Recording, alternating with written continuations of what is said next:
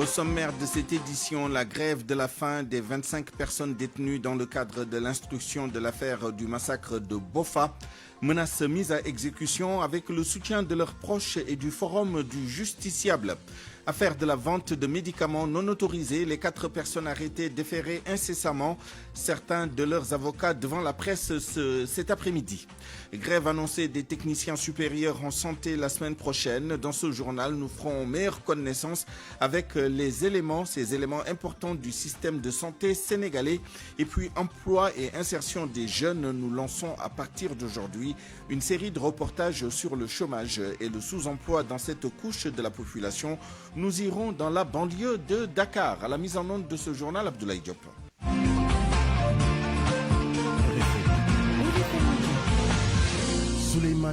Ainsi dit, ainsi fait, les 25 personnes arrêtées dans le cadre de l'instruction de l'affaire du massacre de Bofa ont entamé une grève de la faim illimitée ce matin. C'est pour exiger l'ouverture de leur procès 3 ans après leur arrestation. Ce lundi, leurs proches se sont rassemblés devant la maison d'arrêt et de correction de Ziguinchor pour marquer leur soutien aux 25 détenus et pour interpeller les organisations de défense des droits humains. Ziguinchor, Laminba. La devanture de la maison d'arrêt de correction de Ziguinchor a été prise d'assaut ce matin par les parents et proches venus témoigner solidarité aux 25 personnes arrêtées dans le cadre de l'enquête sur le massacre de Bofa. Tamsir Bodian, jeune frère d'Ampoui Bodian, vient de sortir de la prison. Il confirme que son frère a démarré la grève de la faim. Oui, je confirme qu'ils ont démarré la grève de faim. On est entré à l'intérieur, on a fait appel à eux, mais bon, ils ont refusé de sortir catégoriquement. Du groupe de ceux qui sont venus apporter soutien et réconfort aux grévistes de la faim, il y a Ousmane Sané. Il vient de Toubacouta. C'est une situation très difficile. Vous ne pouvez pas retenir des gens pendant 3 ans et sans jugement. Et s'ils demandent une liberté de provisoire, ils refusent. Et nous ne comprenons pas cette situation. C'est comme s'il y a une justice pour les faibles. Odette Koli, l'épouse de René Capin-Bassène, est sur les lieux dès les premières heures de la matinée. Bien sûr que ça m'inquiète. Vous savez, rester sans manger, c'est pas ça peut nuire sa santé. Non seulement les conditions qu'il est en train de vivre ici sont vraiment, voilà. Vous savez les conditions de la prison, comment ils sont. Tamsir Bodian, jeune frère d'Ampoui Bodian, sollicite l'implication du chef de l'État dans le dossier. Nous disons au président de la République vraiment qu'il vienne en aide. Ils ont besoin d'un procès. Il faut qu'il les aide sur ce procès-là, car bon, emprisonner une personne pendant 3 ans, quelques mois, bon, c'est vraiment très difficile sans procès. Ousmane Sané de Toubacouta lui pense qu'il est temps que les organisations de défense des droits de l'homme s'intéressent au dossier des personnes arrêtées. Et nous interpellons à ces organisations de droits de l'homme vraiment de veiller par rapport au respect strict des droits, parce qu'aujourd'hui nous ne comprenons pas une justice à 2 mesures. C'est des innocents, pour moi, à mon avis, qu'ils ont retenu. Et juste là, rien n'a été fait sur le dossier. Cette grève de la faim est la première forme de protestation menée par les 25 détenus dans le cadre de l'enquête sur le massacre de Bofa. Reste à voir si cette action va suffisamment peser sur la balance pour la tenue d'un procès, comme il ne cesse de le réclamer. Lamine Ba, Ziguinchor, Radio Futur Média. Le président du Forum du justiciable dénonce la détention prolongée des personnes arrêtées dans l'affaire des événements de Bofa-Bayotte. Babacar Ba demande une réforme du code de procédure pénale sénégalais pour que le délai raisonnable soit fixé à 2 ans en matière criminelle.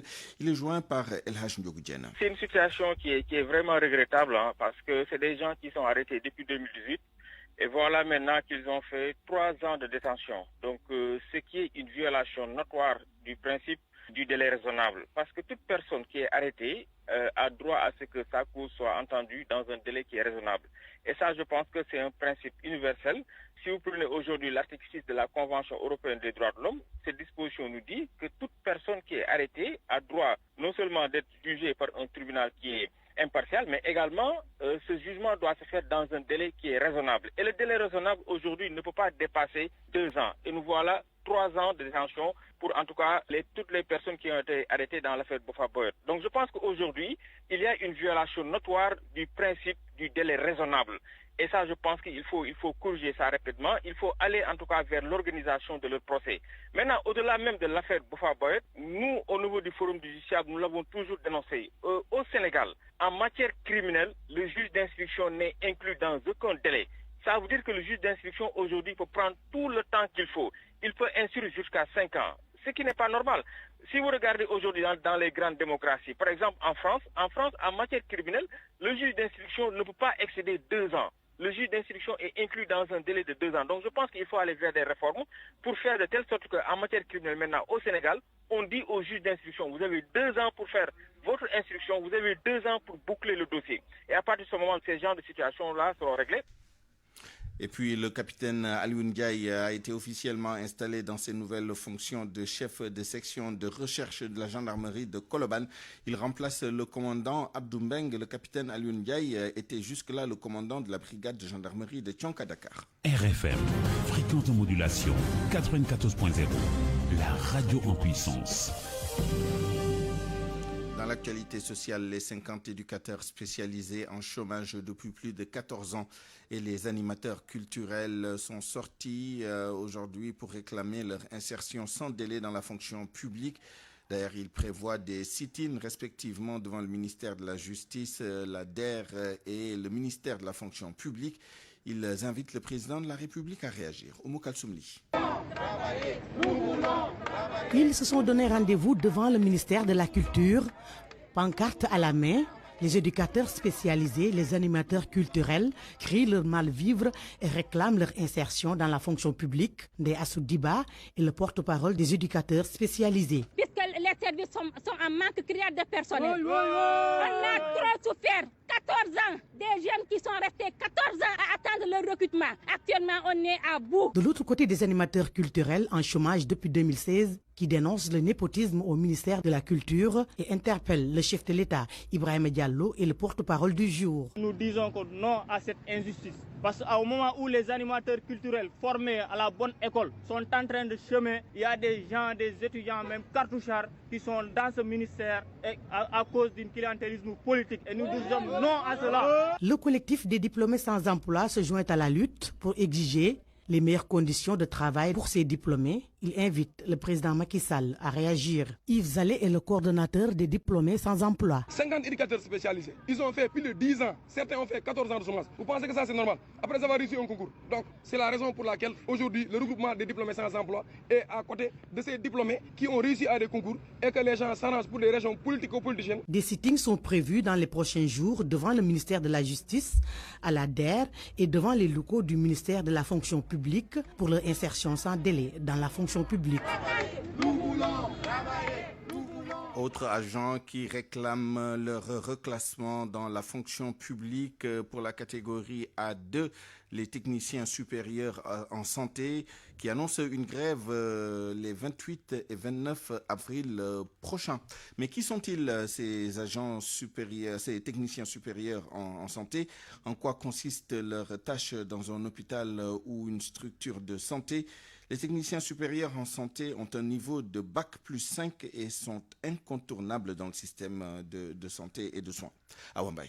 Pour être un technicien supérieur en santé dans n'importe quelle spécialité médicale, il faut d'abord être un infirmier ou une sage-femme d'État avec une expérience de plus de 4 ans. Farba Ibrahima Ndiaye, secrétaire général du syndicat des techniciens supérieurs, explique ce corps sur le plan diplôme et profession. C'était d'abord des infirmiers d'État. Il fallait être d'abord infirmier d'État ou sage-femme d'État et avoir pratiqué la profession pendant au minimum 4 ans et prétendre se présenter à un concours national organisé par l'État où une sélection rigoureuse est faite, où dans chaque spécialité, on recrute au moins 5 à 6 personnes. Ensuite, ils retournent au niveau de l'INDSS, mais le plus souvent, ils passent tout leur temps au niveau des hôpitaux dans les spécialités choisies. Formés dans autant de spécialités comme l'anesthésie, la réanimation, la néphrologie, l'odontostomatologie, l'imagerie médicale ou encore la biologie, les techniciens supérieurs en santé sont essentiels dans le système de soins. Donc, au niveau de ces structures de santé, c'est eux pratiquement qui sont en collaboration directe sous la responsabilité des médecins chefs spécialisés dans ces domaines. Donc ils font l'anesthésie dans les blocs opératoires, ils aident le médecin au niveau des activités de réanimation. Au niveau des laboratoires également aussi, c'est eux qui font les analyses et qui les font aussi. Au niveau de la néphrologie de même, c'est eux qui font les dialyses. Donc c'est un corps, un métier qui a permis aujourd'hui à l'État de juguler le manque de médecins spécialisés dans certains domaines de la médecine. Et c'est eux qui a permis aujourd'hui l'accessibilité de ces soins spécialisés dans presque partout au niveau du pays. En plus d'être des praticiens, ils sont des formateurs dans les instituts de formation en santé. Compte tenu de leurs responsabilités et de leur niveau d'études, les techniciens supérieurs en santé demandent tout simplement leur reclassement dans la fonction publique. Ils méritent amplement, disent-ils, de figurer dans la catégorie des administrateurs de soins. À Thiès, ce sont des non-voyants et malvoyants diplômés de la formation professionnelle de l'enseignement supérieur qui ont organisé une marche pacifique. Ils réclament le recrutement dans la fonction publique et des financements. Cher Anta Diop. Du travail, c'est ce que réclament ces non-voyants. Nous voulons un emploi et non le chômage. Nous voulons vivre à la sueur de notre front et non tendre la main. C'est en substance ce qu'on pouvait lire sur des pancartes. Nous sommes sortis pour faire cette marche. C'est qu'aujourd'hui, il y a des diplômés aveugles qui sont devenus sociologues, psychologues, journalistes et j'en passe et qui n'arrivent pas à travailler faute du ministre de la fonction publique. Des sortants de l'INEFJA ont fait la formation professionnelle. Soit ils sont des standardistes, des artisans en brosse et en serviette. Aujourd'hui, ils sortent de l'INEFJA, ils n'arrivent pas à avoir un projet. Parce qu'en déposant leur projet au niveau de la DER leur donne que 200 000 francs. Ils sont venus de tous les départements du pays. La nouvelle politique définie par les autorités de l'INEFJA a été également décriée. Abdourahim Diallo, leur porte-parole. Des jeunes qui ont eu la déficience visuelle tardive, où aujourd'hui, leur papa ou leur maman ou leurs parents ont déposé leur dossier au niveau de l'INEFJA et l'INEFJA aujourd'hui, la demande elle est supérieure à l'offre et aujourd'hui en ayant plus de 30 ans, ils n'arrivent pas à être recrutés à l'INEFJA. Tous ces motifs-là justifient aujourd'hui notre marche que nous sommes en train d'organiser à Thiès. Des enseignants, des élèves et même des citoyens lambda ont participé à cette marche pour soutenir ces non-voyants. Pour remettre un mémorandum au gouverneur. RFM Thiès, cher Anta Diop. Je vous rappelle que c'est jeudi que doit se tenir le conseil présidentiel sur l'emploi annoncé par le chef de l'État. Lors de son discours à la nation du 3 avril dernier, la RFM démarre une série de reportages sur la problématique de l'emploi des jeunes au Sénégal. Rendez-vous dans la seconde partie de cette édition. RFM, l'info, c'est ici. L'info, c'est ici. Les 4 personnes arrêtées dans le cadre de l'affaire de la vente de médicaments non autorisés sont arrivées tout à l'heure au tribunal de Dakar en vue de leur présentation au procureur de la République. Les délits visés sont le trafic de médicaments et la mise en danger de la vie d'autrui. Sur cette affaire, notez également la conférence de presse de certains avocats, des avocats de l'importateur chinois des médicaments et dispositifs médicaux saisis. Ce sera cet après-midi à Dakar. Ce qui nous amène à parler justement de certains médicaments qui sont fabriqués ici au Sénégal, notamment avec la société Parenterus, spécialisée dans la production de solutés pour perfusion. Avec 2 ans de retard, donc cette société a bien démarré sa production. Pour le moment, l'usine implantée à Diender couvre un peu moins de 50% de la demande nationale.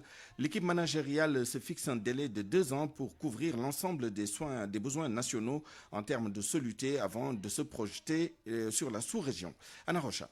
Depuis son inauguration en janvier 2019, Parenterus a accusé beaucoup de retard avant le démarrage effectif de la commercialisation des produits. L'une des raisons, selon le directeur général de la société, c'est la faillite du constructeur du projet, Dr Serge Zéré. Notre constructeur qu'on avait commis pour le projet n'a pas pu le terminer dans les délais et a finalement déclaré faillite. Donc on a dû prendre un autre constructeur pour pouvoir terminer le projet. Donc c'est ce qui a fait qu'aujourd'hui on a tiré en longueur.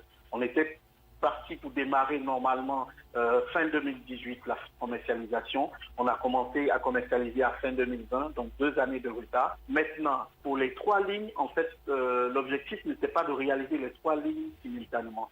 Et les 3 lignes ne devaient pas faire les mêmes types de produits. Aujourd'hui, on a une ligne de soluté, mais on devait pouvoir, avec les 2 autres lignes, toucher d'autres types de produits. Par exemple, la 2e ligne devrait être consacrée à des produits injectables de plus faible volume. qui aujourd'hui ne sont pas fabriqués sur le territoire sénégalais. Et une troisième ligne vers d'autres types de produits également. Ce retard se répercute donc sur la production. Sur un objectif de 12 millions de flacons par an, l'usine produit actuellement entre 4 et 5 millions par an. Elle couvre moins de 50% de la demande nationale. On est en démarrage, donc progressivement on est en train de mettre en place tout notre système avec le personnel à recruter pour nous permettre d'atteindre les prévisions qu'on a identifiées en termes de volume de production. Venons-en au point du jour de l'évolution du Covid-19 au Sénégal. 39 cas positifs ont été relevés sur 1221 tests effectués. Il s'agit de 7 cas contacts et de 32 cas communautaires, 26 à Dakar et 6 dans d'autres régions. 14 cas graves sont actuellement pris en charge. Aucun décès n'a été enregistré. Il est 12h16. Les commerçants du marché de Liberté 6 ne décolèrent toujours pas. Ils dénoncent la présence de nervis sur le site pour les intimider. Des heurts ont éclaté ce week-end. Les commerçants soupçonnent un agent de la Sénélec de vouloir saboter la fourniture de l'électricité. La sortie du maire n'a pas eu un grand effet selon certains. Salimata Aoua.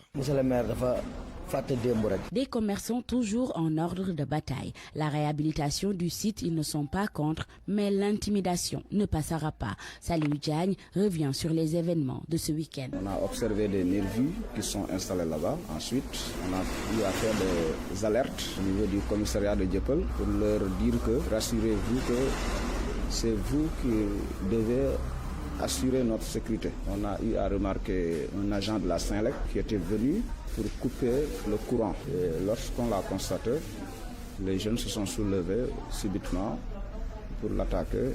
Et j'ai dit à l'agent de remettre les fusibles au niveau des rampes. Il a réussi à remettre le courant. Bon. La formule utilisée par la mairie est inacceptable. Des preuves seront brandies pour étayer leurs propos. La sortie du maire, ça ne peut rien nous rassurer parce que nous, tout ce qu'on dit, on peut donner des preuves à l'appui parce qu'on a tous les documents. Et l'administration, c'est l'écrit. On aimerait très bien que le maire puisse apporter des justificatifs à travers ses propos de cette dernière sortie de cette semaine. Donc apporter des preuves palpables qui prouvent que tout ce qu'il a dit, véritablement c'est véridique, ça a été justifié. Certains soupçonnent un deal qui a mal tourné, mais ils refuseront d'être l'agneau du sacrifice. Le maire sait bien qu'il y a des agents qui ont eu à faire des concessions pour l'octroi des cantines. Nous sommes au courant de tout cela. Si on quitte ici, où est-ce qu'on va aller? Toujours engagés, ces commerçants comptent mener une bataille juridique car selon eux, ils sont dans leurs droits. Et puis, qu'est devenu le marché Sandaga? Le bâtiment construit en 1935 devait être réfectionné, d'où le déguerpissement de ses occupants. 8 mois après le passage des bulldozers, RFM fait le point. Constat, le mythique marché est resté en l'état. Les travaux tardent à débuter aux grands dents des commerçants délogés qui n'ont que leurs yeux pour constater l'état du marché. Famadion y a fait un tour. Un soir du mois d'août 2020, après moult renvois et d'après négociations, des bulldozers réduisent Sandaga en poussière. Les commerçants déguerpis et puis relogés. Dakar a besoin de moderniser Sandaga. Sandaga se trouve au centre de la ville de Dakar. Depuis, une immense clôture en phare ceinture le mythique marché. En cette matinée de lundi, le bruit des véhicules s'en mêle avec celui des commerçants.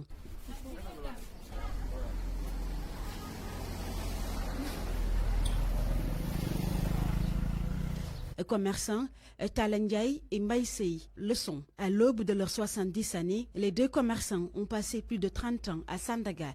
Ils se désolent de la lenteur des travaux lancés il y a 8 mois. Lorsqu'on nous expulsait, les autorités avaient promis que les travaux allaient durer 2 ans. On est à 8 mois aujourd'hui. Ils nous avaient recasés, mais je suis resté là-bas 4 mois, sans voir le moindre client. Nous sommes des pères de famille et nous sommes délogés de force. On ne sait plus vraiment à quel sens se vouer. Je ne pensais pas que Macky Sall allait agir de la sorte. Tout le monde se plaint. Près des vendeurs, un groupe d'individus a élu domicile à l'intérieur de Sandaga. Des individus peu fréquentables, selon ce commerçant ce qui explique la récurrence des descentes des forces de l'ordre. Vous voyez à côté, il y a des sans-abri et ils sont peu fréquentables. Raison pour laquelle les policiers sont tout le temps là, alors que nous ne faisons que travailler, gagner dignement notre vie. Il aura fallu à l'autorité préfectorale et au maire de Dakar Plateau jouer des coudes afin de convaincre les commerçants de quitter le marché Sandaga qui menace ses ruines. Et depuis lors, pas une seule brique, les travaux pas entamés aux grandes dents des commerçants déguerpis. Parlons maintenant de l'attribution des chambres à l'université Cheikh Anta Diop de Dakar. Une nouvelle réforme en vue. Maguette Sène, le directeur du COUD, informe qu'après l'élection du bureau des amicales, les codifications vont se faire sur une plateforme numérique. Des cartes d'accès et d'identification sont remises aux résidents et toute personne qui n'est pas étudiante sera virée du campus, soutient le directeur du COUD. Il va, ajoute-t-il, assainir l'université pour mettre un terme aux violences qui caractérisent le temple du savoir. Le directeur du COUD était à Mbour dans le cadre de ses activités politiques. Abdourahmane Diallo. Après les récents événements malheureux au campus social de l'université Cheikh Anta Diop de Dakar, les responsables du COUD, les étudiants et le rectorat ont décidé d'assainir le campus. Maguette Sène. Il est prévu de mettre en place une plateforme numérique parce qu'auparavant c'était fait de manière manuelle. Mais je crois qu'avec la plateforme numérique, à l'intérêt d'ouvrir en tout cas la possibilité de demander une chambre à tout étudiant qui a une connexion. Donc les demandes vont désormais être faites par Internet. Toute personne qui entre dans la plateforme, tout étudiant, tout ayant droit, qui entre dans la plateforme pourra déposer sa demande, qui va être comptabilisée dans un système.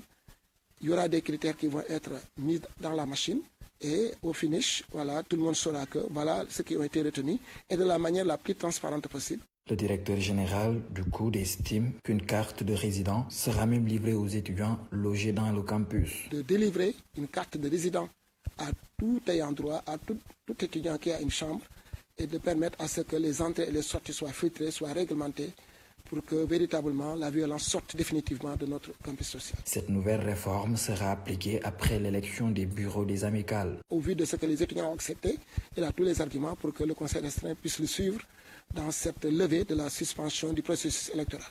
Donc, mais à la suite des élections, on va faire la codification.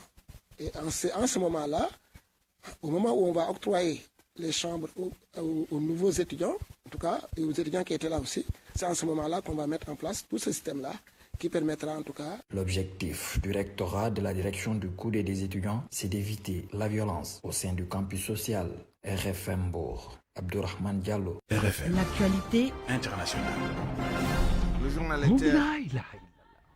Le journal Inter avec vous, Georges Détié Diop, bonjour. Bonjour Souleymane Niang. Au Cap-Vert, le parti au pouvoir remporte les législatives. Le MPD, le Mouvement pour la démocratie, a obtenu 36 des 72 sièges de l'Assemblée nationale, selon les résultats de la Commission électorale nationale portant sur près de 98,2% des bureaux de vote. Le PAICV est crédité de 29 sièges. Le MPD peut espérer décrocher au moins 37 députés, synonyme de majorité absolue, quand les résultats de 3 derniers sièges de la diaspora encore à dépouiller seront connus. Au Tchad, des centaines de morts dans des affrontements entre l'armée et les rebelles du FACT, le Front pour l'alternance et la Concorde du Tchad. L'armée tchadienne a affirmé avoir tué plus de 300 rebelles qui mène depuis 8 jours dans le nord du pays et perdu 5 militaires dans des combats samedi. Selon le porte-parole de l'armée, 150 rebelles ont été faits prisonniers, dont 3 responsables. Le FACT, pour sa part, a indiqué hier dans un communiqué avoir procédé à la libération de la région de Kanem où se sont déroulés les combats de samedi. Le Front pour l'alternance et la Concorde au Tchad a lancé une offensive depuis ses bases arrière en Libye le 11 avril, jour de l'élection présidentielle pour laquelle Idriss Déby Itno, au pouvoir depuis 30 ans, est donné gagnant. En Centrafrique, les concertations nationales s'ouvrent ce lundi. Concertation pour préparer le dialogue républicain annoncé par le président Faustin Archange Touadéra en mars dernier. Le président doit recevoir ce lundi les premiers participants des consultations. Ce sont les 23 membres de la délégation de Bangui qui ouvrent le bal au Palais de la Renaissance. Demain mardi, ce sera au tour de la société civile, syndicats, associations associations et ONG vont se succéder jusqu'à mercredi. Vendredi, les confessions religieuses vont présenter leurs doléances au président. Ces concertations vont être clôturées le mardi 27 avril par une journée consacrée aux préfectures et aux chefs traditionnels, mais également aux partis ou rassemblements politiques. Une dizaine de morts dans un nouvel accident de train en Égypte. Le déraillement de 4 wagons a fait 98 blessés. L'accident s'est produit hier dimanche dans la cité agricole de Tours. Les causes ne sont pas encore connues. Une enquête est ouverte le 26 mars dernier. Au moins 20 personnes sont mortes et près de 200 ont été blessées dans une collision entre deux trains de voyageurs dans le village de Al-Sama Garb, à 400 km au sud du Caire. Covid-19 à présent, la Tunisie a décidé de fermer les écoles primaires, secondaires ainsi que les universités jusqu'au 30 avril, cela en raison de la hausse des contaminations. La circulation des transports en commun est interdite à partir de 19h. Au total, le pays a officiellement recensé quelques 280 000 cas de coronavirus, dont 9 637 décès. Pour terminer, en Europe, la Grèce a levé la quarantaine pour les résidents de l'Union européenne et de 5 autres pays, le Royaume-Uni, les États-Unis, Israël, la Serbie et les Émirats arabes unis. Selon un communiqué de l'aviation civile grecque, cette levée de quarantaine est appliquée pour les vols concernant les voyageurs qui ont reçu les 2 doses du vaccin ou pour ceux qui sont négatifs au virus et disposent d'un test négatif de dépistage du coronavirus de moins de 72 heures. Georges Détier Diop, merci. RFM Sport. Nous accueillons à présent Malal Junior Diagne pour le journal des sports. Bonjour Malal. Bonjour Souleymanian. Tottenham vire son manager. José Mourinho, il n'est plus l'entraîneur de Tottenham. La nouvelle est tombée ce matin. Il a été démis de ses fonctions pour cause de mauvais résultats, 7e au classement. Comment analyser cette décision des dirigeants de Tottenham à quelques 5-6 journées de la fin du championnat anglais? Hassan Sen, spécialiste du football dans le groupe Futur Média, analyse un peu cette décision des dirigeants de Tottenham. Tottenham était dans de grosses difficultés, l'équipe ne gagnait plus. Tottenham actuellement 7e du championnat, très loin de la place qualificative pour l'Europe. Ça, vraiment, on ne peut pas attendre la fin de la saison. L'équipe ne marche plus bien, l'équipe ne gagne plus, ils ont été massacrés. Là, un peu avant la dernière journée jouée, là où ils ont fait match nul contre Everton, à Everton, ils ont été battus chez eux par Manchester United. Ça faisait la défaite de trop. Donc moi, je voyais ça venir. Pour ceux qui connaissent cette machine qui arrivait en finale avec Pochettino, avec les Son, les Harry Kane, c'était une grosse machine qui avait surpris tout le monde. Arrivé en finale de Champions League pour avoir sorti City, Mourinho ne pouvait pas faire mieux. Je pense qu'à un moment, ils étaient trop pressés et ils voulaient faire un électrochoc qui a marché pour 2-3 journées. Mais après l'effet de choc passé, l'équipe n'y arrivait pas. Le classement de Tottenham, les résultats de Tottenham, il ne fait plus le poids. À mon humble avis, Mourinho est en train de ne plus arriver avec le foot. De ne plus arriver avec le foot. Aujourd'hui également, match très important pour Liverpool et Sadio Mané. Match comptant pour la 32e journée à 19h. Les Reds de Liverpool jouent contre l'équipe de Leeds. Ce sera sur la pelouse de Leeds.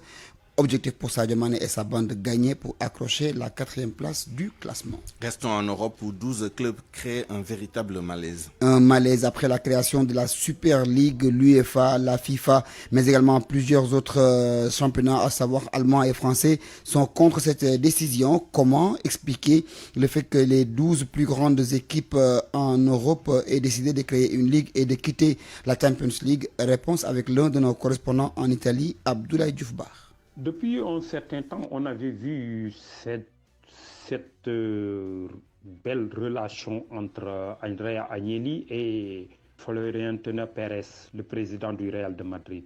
Récemment, il était à Turin pour une visite. Tous se posaient la question pour savoir pour quelle raison il était à Turin. On parlait de transfert d'un jour.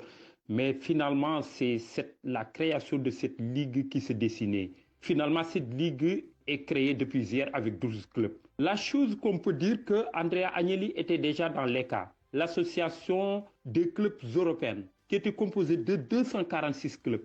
Aujourd'hui, il a déjà transmis sa démission et en même temps, il a quitté le comité exécutif de l'UEFA. Ça montre que les grandes puissances veulent s'organiser autour d'eux pour diriger ou faire une sorte de discrimination dans le football européen ou dans le football mondial. Parce que ces 12 clubs, ce sont les grandes puissances déjà du football européen.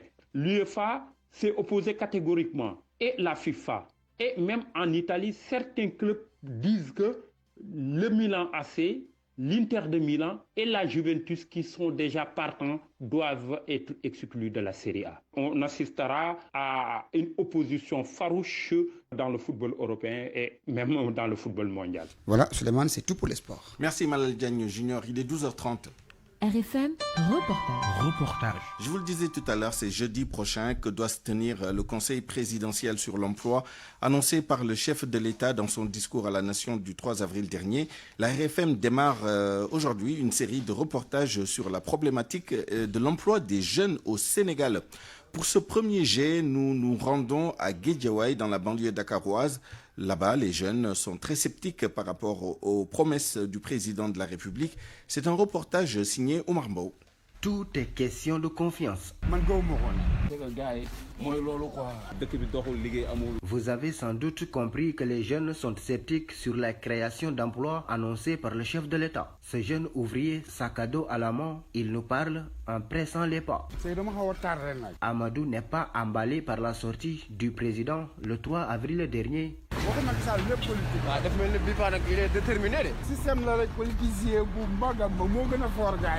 Celui-là qui marchande dans sa boutique pour acheter un produit qu'il va revendre, des sacs vides. L'homme aux 12 métiers se dit digne et qu'il ne veut pas quémander à gauche et à droite.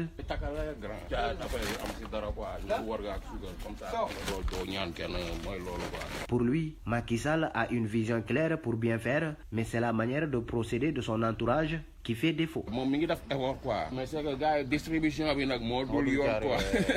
Gars ñu xam lañuy ki ni dugal xam nga. Ce jeune instruit a certes du travail mais ne l'aime pas trop. Mais nit mën nga liggéey mais fekk liggéey bi ngay liggéey amaan na bëgg ko sa liggéey. C'est-à-dire que yow li nga jàng du loolu nga. Non.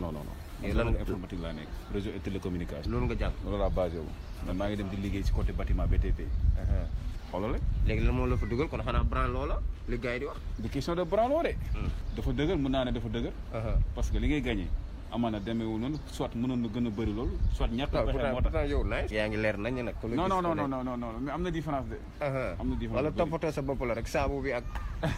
Qu'ils doutent, qu'ils ne croient pas ou qu'ils veulent trouver autre, ces jeunes ont une envie commune, gagner honnêtement leur vie. Ouais, mais grand, bonne semaine, bonne journée. Jaajëf frère. Jaajëf waay. RFM Guédiawaye, Omar Mbow. RFM, presque jour. Le travail et l'esprit d'équipe, voilà ce qui compte chez Beko. Être à l'écoute de vos préoccupations et vous offrir des solutions intelligentes, novatrices, qui vous simplifient la vie, voilà la clé du succès de Beko qui a persuadé 447 millions de foyers à nous faire confiance. Beko, numéro 1 de l'électroménager en Europe, partenaire de votre quotidien. Jusqu'au 15 mai 2021, profitez de la super promo Ramadan de Electronic Corp pour acheter des équipements Beko avec une remise exceptionnelle. Electronic Corp, partenaire des grandes marques. Beko vous offre votre revue de presse. La revue de presse de ce lundi 19 avril 2021, signée Mohamed Ali Mouba. Bonjour. Affaire des médicaments frauduleusement introduits au Sénégal, les aveux du scandale. Libé qui ne lâche pas l'affaire rapporte ce matin la confession du principal mis en cause. Le chinois Zhang Haidong affirme: pour les produits mis en cause, j'avoue que je travaillais dans l'illégalité en attendant une autorisation. J'ai commercialisé les produits parce que j'avais un stock de 2 conteneurs et la date de péremption approchait. Je demande la clémence de la justice. Dr Aliouba, le pharmacien, lui soutient pour sa part que les produits incriminés ont été importés à son insu. Il dit: je n'étais pas au courant, avant de dire qu'il a procédé à leur commercialisation sur demande des structures publiques et privées qui ont passé commande. Fin de citation. L'Obs informe que ça sent le roussi pour le Chinois et ses compères sénégalais. Ils sont à un pas de la prison et pour cause. Mon confrère note qu'ils vont être présentés ce matin au procureur de la République pour une querelle d'infraction. Pendant ce temps, les avocats de la défense affûtent leurs armes. Maître El Hadjouf, constitué pour le compte du Chinois, va animer une conférence de presse aujourd'hui même pour donner sa part de vérité. La famille du pharmacien, le docteur Aliouba, arrêté dans cette affaire, Lava Grando, son fils, le porte-parole du collectif des membres de la famille du docteur, confie à l'observateur que tout cela est une machination et met tout sur le compte d'une jalousie mal placée des pharmaciens concurrents qui ont tout fait pour empêcher la société du Chinois de s'installer au Sénégal. Daïko est une entreprise de droit sénégalais légalement constituée. Elle a le droit d'opérer comme tout le monde. Fin de citation. En attendant de tirer cette affaire au clair, la douane et la direction de la pharmacie et du médicament se rejettent la responsabilité. Sud Quotidien constate que les deux institutions publiques sont à couteau tiré. Le confrère parle d'impair et de nébuleuse, mais le ministre Abdoulaye Diouf promet de sévir. Quiconque est mêlé à cette affaire en paiera le prix, dit Abdoulaye Diouf Sarr. Le journal Vox Populi répercute son propos à sa page 3, mais Dr Wali Kolidjouf veut qu'on aille plus loin. Il confie à l'AS sa solution: criminaliser la vente de médicaments illicites. Dans un commentaire intitulé Le printemps des parrains, Vox Populi soutient que le trafic des médicaments, on en a l'habitude dans le pays de la Teranga. C'est comme qui dirait l'autre face de la médaille du circuit officiel. Mon confrère qui poursuit note que des têtes vont tomber de tous les côtés parce que voilà 3 ans que cela dure. Le Chinois et ses acolytes de se payer la tête des Sénégalais. Mais comme Dieu veille, le Chinois et ses parrains ont été surpris et ils doivent trembler. En tout cas, dans Source, la direction de la pharmacie et du médicament, épinglée par la douane dans l'affaire de la saisie de médicaments frauduleux, continue de tout rejeter. Réplique cinglante de son boss dans Source, le directeur de la pharmacie et du médicament, Yerim Mbagnick Diop, affirme que c'est à l'issue d'une inspection que ses services et la police ont mis la main sur ces dispositifs médicaux. Tu ne peux pas être le commanditaire d'une inspection et être pointé du doigt quand il y a un problème, affirme-t-il. Politique locale prochaine, bataille pour le leadership à Dakar. Le séminaire de Benno Bokk Yakaar finit en eau de boudin. Le journal Les Échos rapporte qu'Amadouba et Mame Mbaye Niang ont été zappés, privés de parole. Les jeunes aussi ont privé de parole. Les jeux ont laissé éclater leur colère. Mbaye Ndiaye indexé. Et le journal soutient que Momar Ndao et Maître Ousmane Seye ont été cooptés sans qu'ils en fassent la demande.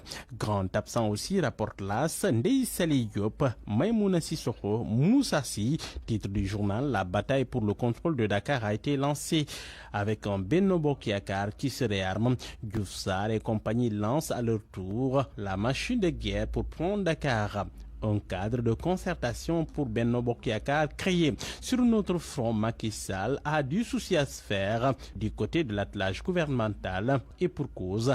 Enquête note ce matin qu'il est un président seul. Relance économique, emploi, élection, le chef de l'État va devoir trouver des solutions et le journal de se demander s'il va procéder à un remaniement ministériel dans un avenir proche. L'analyste politique Abdoulaye Cissé affirme que la suppression du poste de Premier ministre lui crée plus de problème qu'il n'en règle. Il faut un gouvernement resserré, recentré et taillé sur mesure pour des réalisations concrètes selon le politologue Dr Moussa Diop. Et pour ne rien arranger, Macky Sall ne peut pas compter sur ses anciens collaborateurs. Mimi Touré par exemple, Macky Sall. L'observateur affirme qu'il n'y a aucun contact entre les deux depuis le limogeage de l'ancienne présidente du CES.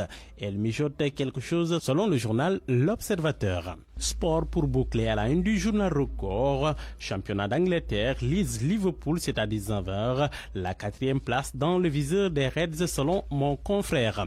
Dans les stades de quotidien, la Liga, le leader Atlético cartonne. Mon confrère note que le Real cale et perd la sérénité. Sport de chez nous avec Sunu Lamb. Ama Baldé Modou Lô, ce sera en décembre. La Gambie exclue pour accueillir ce combat. Luc Nicolaï change ses plans selon le confrère. Dans le journal Les Échos, c'est Balla Gaye 2 qui prépare sa reconversion après 15 ans au sommet. Aziz Ndiaye affirme qu'il va se lancer dans l'agriculture, l'immobilier et autres. Balla Gaye 2 a des projets qui nécessitent beaucoup d'argent, affirme Aziz Ndiaye. On a signé 3 combats avec Gaston, les 2 sont ficelés et reste le 3e. Fin de citation.